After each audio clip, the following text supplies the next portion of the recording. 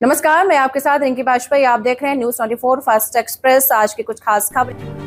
मध्य प्रदेश की दतिया में रिश्तों को शर्मसार करने का आरोप सामने आया है। यहाँ एक युवती ने अपने ही मामा पर गंभीर आरोप लगाते हुए पुलिस अधीक्षक की जन सुनवाई में शिकायत दी है। युवती का आरोप है कि उसके मामा ने उसकी मां की पेंशन के पैसे अपने पास रख लिए और उसके साथ अनुचित तरीके से छूने यानी कि बैड टच की हरकत की है। वहीं दूसरी ओर आरोपी मामा ने सभी आरोपों को निराधार बताते हुए निष्पक्ष जाँच की मांग की है। पुलिस का कहना है कि मामले की जाँच की जा रही है। दतिया पुलिस अधीक्षक कार्यालय में आयोजित जन सुनवाई के दौरान एक युवती अपनी शिकायत लेकर पहुंची। युवती ने आवेदन में आरोप लगाया है कि उसके मामा अतुल दीक्षित ने उसकी मां की पेंशन की राशि अपने पास रख ली और उसे वापस नहीं कर रहे हैं। युवती ने यह भी आरोप लगाया है कि उसके साथ गलत तरीके से छूने की घटना हुई है, जिससे वह मानसिक रूप से परेशान है। उसने पुलिस से पूरे मामले की निष्पक्ष जाँच कर उचित कार्रवाई की मांग की है। वहीं इस मामले में आरोपी अतुल दीक्षित ने भी पुलिस को आवेदन देकर अपने ऊपर लगाए गए सभी आरोपों को पूरी तरह से निराधार बताया है। उसका कहना है कि उन्हें झूठे मामले में फंसाया जा रहा है और पुलिस निष्पक्ष जांच कर सच्चाई सामने लाए। मामले को लेकर दतिया एसडीओपी आकांक्षा जैन ने बताया कि दोनों पक्षों से आवेदन प्राप्त हुए हैं। पुलिस सभी तथ्यों और साक्ष्यों के आधार पर निष्पक्ष जांच कर रही है। जांच पूरी होने के बाद जो भी तथ्य सामने आएंगे उनके अनुसार वैधानिक कार्रवाई की जाएगी। फिलहाल पुलिस पूरे मामले की जांच में जुटी है। जांच के बाद ही यह स्पष्ट हो सकेगा कि आरोपों में कितनी सच्चाई है। कैमरे के साथ संगम कुशवाहा, दतिया की रिपोर्ट।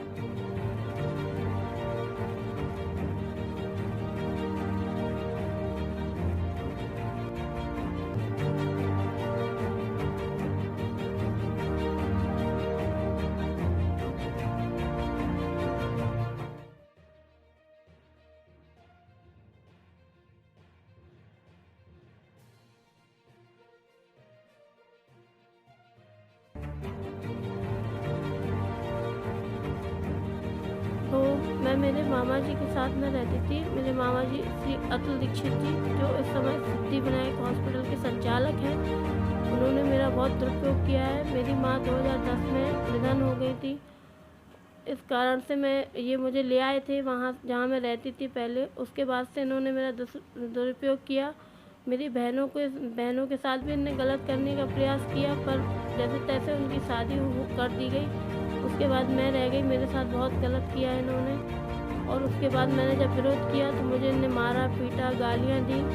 उसके बाद मुझे घर से निकाल दिया और मुझे धमकी दी कि जान से मार देंगे। और इस कारण से मैं अपने जीजा जी के यहाँ आ गई।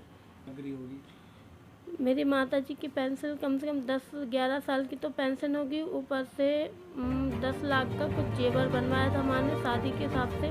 तो उन्होंने बड़ी बहन की शादी में तो दे दिया था, और मेरा और मेरी एक बीच वाली बहन का जो भी सामान रह गया था वो इनके पास ही है।